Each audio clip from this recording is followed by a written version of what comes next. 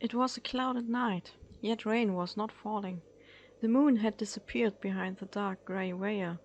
It was these kinds of nights in which Merelias enjoyed to fly upon this land mostly. In the form of a raven he was crossing the sky tonight. Undisturbed he glided through the silence, his black feathered wings cut through the air. Beneath him the lights of London's outskirts were burning. He would have to reach the forest and fields if he wanted to change back into his usual shape. Too dangerous was the possibility to be observed by human eyes. He didn't want to give anyone strange ideas. Humans became upset a little bit too easily for the demon's taste. Most of them didn't notice it in their daily hurry, but sometimes there were those who actually used their senses. Like the one time when he had just disappeared behind the corner and turned into a cat, because the police had been after him for stepping on territory forbidden to ordinary people. The officer himself had stood there baffled on how someone could just disappear. His colleague, however, had noticed something strange and sent an exorcist after Merelias. Even now the demon was certain he was followed by this human. Exorcists were dangerous people to Merelias' kind. They remembered the old times and teachings. Lost in thoughts, the demon bird didn't notice that he aimed straight for a thick oak tree. He tried to evade the canopy by folding his wings, yet he lost balance and crashed into the ground with a thud. He felt numb from the impact on the hard ground as he got up and brushed the dirt from his clothes. Of course, he was immortal, some bruises shouldn't bother him. Nevertheless, it was a nuisance. After accessing the surroundings, he went away from the tree, which should have given him an enormous headache at least. He had landed in a field, and flying faster than ordinary birds, Merelias had left a long and rather deep trail in the crops together with the footprints of his boots. The farmer would be pleased to see this the next morning. Merelias didn't care. He felt his skin burn at some places, and the taste of blood lay in his mouth. Somewhere the piercing pain of a broken bone made him wince. Luckily, he wasn't human. His body would regenerate quickly. He took a moment to look at the moon and appreciate the calmness of the night before continuing on his way. When he came to the railway tracks running through the forest, he peered to the side. Somewhere in the distance he could hear the whistling sound of a train. The unmistakable noise of metal wheels on the tracks drew closer. Unimpressed by the metallic vehicle approaching with dangerous speed from far away, Merelias walked over to the other side into the forest. Some seconds later the train passed by, the suction tugged at his red-brown frock overcoat, blowing away his hat of matching color. Annoyed, the demon went to pick it up. He was already too deep in the forest to be seen when gunfire echoed through the air behind him. Merelias slowly turned around to get a glimpse. A man and a woman jumped from one of the wagons, landing some steps away from the railway tracks. Merely seconds later, armed men followed after the couple. Interest drew Merelias closer again to take a good look.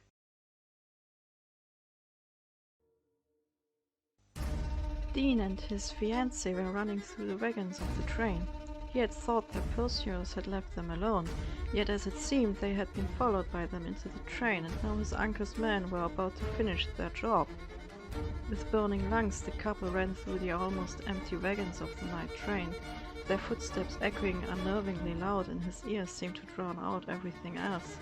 He didn't know how far behind his uncle's men were, but he couldn't stop to look or listen. His legs just carried him forward, and his foggy mind was barely able to make sure Melissa was still following. Windows and seats flew by, and gap after gap they crossed until their run came to an abrupt stop. In front of them, on the other side of the empty space connecting the wagons, was the last train compartment. Far behind, but getting closer, he heard several shoes slapping rapidly on the wooden floor. "We have to jump," his own panicked voice sounded through the wind. "Jumping that distance, we could die," his future wife remarked with a pale face, her blonde hair fluttering chaotically in the wind suction. "If we stay, we will die," Dean responded, braver this time. His own fear reflected in her eyes, and he could feel the cold stone in his stomach growing even heavier. He would protect her. This was his fault. She had just been dragged into it by falling in love with an excuse for an occultist. The breaking down of the door on the other side of their wagon dragged them out of each other's eyes. "Take my hand." He took her hand and squeezed as if to say, "It's going to be fine," and felt reassured when she squeezed back, trusting him. Time seemed to stand still when their feet lifted off the train, which rolled with enormous speed through the forest. He could see the men aiming at them with their guns and firing and yet missing. For a moment they seemed to fly before suddenly the ground drew closer. Their hands lost each other as their bodies tumbled to the ground. Unable to keep Melissa in his view and protecting himself, Dean tried to roll on impact to lessen the blow. Once he had landed, he got up to look for her. His body felt a bit sore and his shoulder throbbed, but he didn't care. "Melissa?" he called, still adjusting to the darkness. The deafening sound of the train made it impossible to hear anything else. "I'm fine, Dean." Melissa stepped out of the darkness. Her hair was dirty, the clothes covered in leaves and needles, and scratches showed on her cheek. Yet apart from that, she seemed fine. Catching his breath in relief, he embraced her to check everything was all right. But it wouldn't last long. Before the train disappeared, the sound of more bodies hitting the ground made them turn around. His uncle's men had really followed them. These mad bastards probably knew they didn't have to come back home unless their task was finished. Without hesitation, the suited men drew their guns. Out of ideas, Dean put Melissa behind him to shield her. He couldn't do much more. He doubted they would let her live, but he had to protect her. At least he had to try. He wasn't good for much. He couldn't summon demons like his old man. He couldn't even summon a much-needed spell of protection. But he would keep her from harm until his last breath, the only way he knew. "End of the line, boy. Sorry about that. Just doing our job," one of the men said as they pointed their guns at him. Looking into the barrel, he made peace with God. Determined, he uttered what would be his last words, full of anger and despair. "If you would do your job, my uncle would be dead by now." He spat at them, looking the man in the front of him defiantly in the eye. Melissa trembled slightly behind him, trying to conceal how afraid she was. Not just for herself, Dean knew that. She was afraid for him. He expected to hear the gunshot every moment now. In his mind the body was already toppling backwards. Instead he heard the snapping of fingers, coming from the shadows amongst the trees. The snap was followed by a click as the trigger failed to ignite the mechanism leading to the young man's doom. Unable to comprehend, Dean's heart stuttered. His confusion was mirrored by the men in front of him. They repeatedly pulled the trigger, but all the guns did was to click, rendering them useless. "The last time I saw an usurper trying to eradicate his concurrents was a while back." Out of the woods stepped a rather tall man with the fedora sitting deep on his brow, hiding most of his face. His light brown eyes seemed to almost glow in the darkness. The Victorian outfit was composed of a shirt, vest, trousers, leather boots, and a long coat, all in dark colors, deeming him to be a man of rather high standard. He spoke in a smooth yet cold tone, one might expect from a businessman. The low-pitched voice echoed through the now silent night. Dean had to admit it intimidated him, and seeing the men who had just tried to kill him, they didn't feel at ease either. But the stranger, ignorant of their state of mind, just continued talking while stepping into the moonlight. "Yet I still remember what happened to him." He cast a glance at the man with a devilish smirk. "Or his henchmen." Reacting on instinct, the men again pointed their guns, this time at the stranger, only to hear the disheartening clicking sound. One of them, seemingly having a breakdown, threw the weapon away and legged it. "Now, may I suggest you lily-livered fools just run back to your master?" the black-haired man recommended arrogantly, still wearing the same confident grin. "Or do you want to beat your victims to death?" he asked sarcastically. Taking the chance to save their lives, the rest of the men started to run as well. The man in front of Merlias knocked the dirt from his charcoal suit, his light brown hair in disorder. The same applied to his companion. Black shoes, dress pants, and a trench coat covered the woman, her gaze fixated on the demon as she was occupied with binding her long blonde hair into a ponytail. "I guess you have business to attend to." Amused at the slightly dumbfounded faces of the pair in front of him, Merelias spoke a trifle friendlier. Without waiting for an answer, he lit a cigarette and turned to go. "We need a place to stay for the night. We are foreign to the outskirts of London," the man said, a little desperate. "There are only farms around here. There's nothing I could offer," the demon replied over his shoulder, unimpressed by the couple's desperation. But the man didn't give up so easily. "You are no farmer." The tone indicated that they didn't believe him.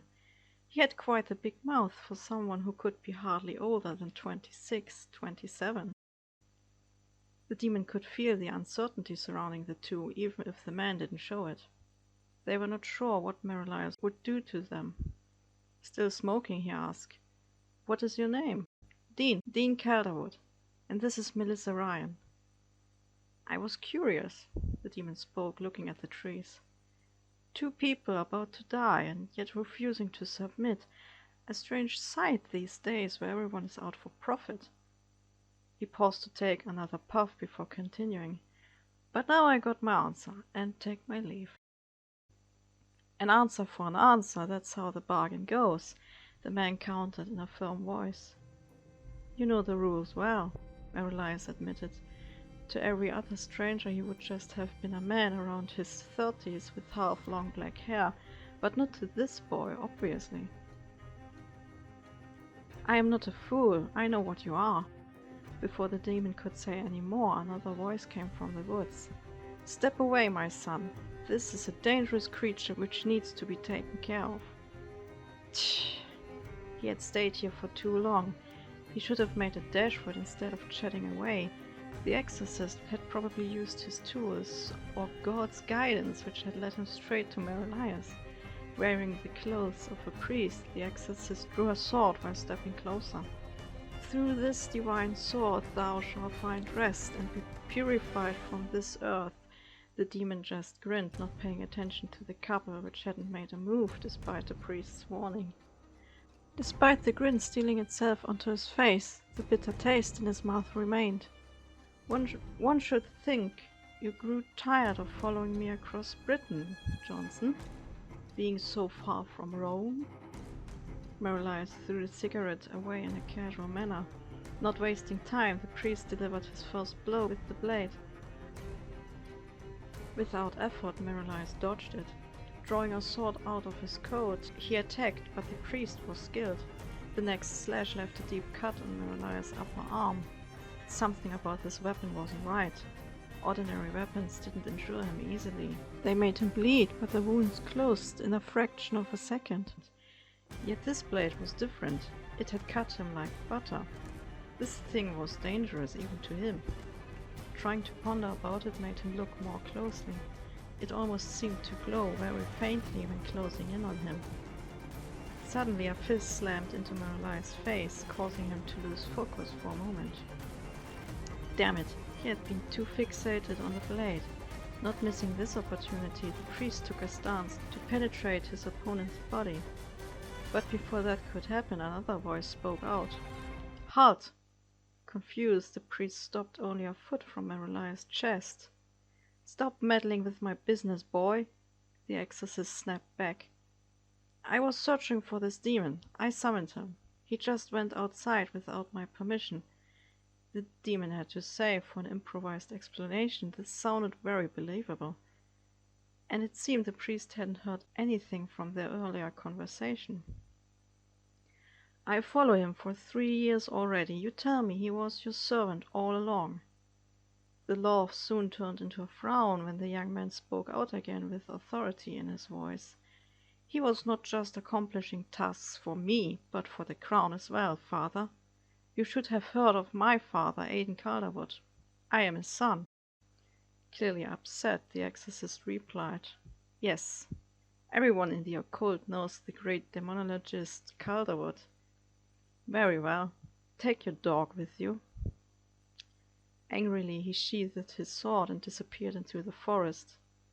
Waiting for the priest to be very far away, Merelias reignited the conversation. "You saved me the trouble of putting my life at stake," he said, still displaying his confidence, letting the sword disappear between his clothes and turned once again to go. "You still owe me an answer." "To what question?" "What is your name?" An uneasy feeling seized the demon at the question. Asking my name, is it a smart move? "That's not relevant. You are bound to answer." He struggled for a moment. If this really was the son of Aiden Calderwood, then he could be powerful enough to bind Merelias to his own will, using that name. But he had to abide by the rules, and so he uttered the name as inaudible as he could manage. "Nice to meet you, Merelias." Dean stretched out one hand. "Will you stick around for a bit?" Taken aback, the demon looked at the young man, his voice barely masking the absurdity he felt. "You wanted my name. For that. You saved my life, I saved yours. Perhaps that means something?" "Yes, it's called coincidence," Merelias replied dryly, having regained his composure. "But I might as well. You two are a rather interesting sight."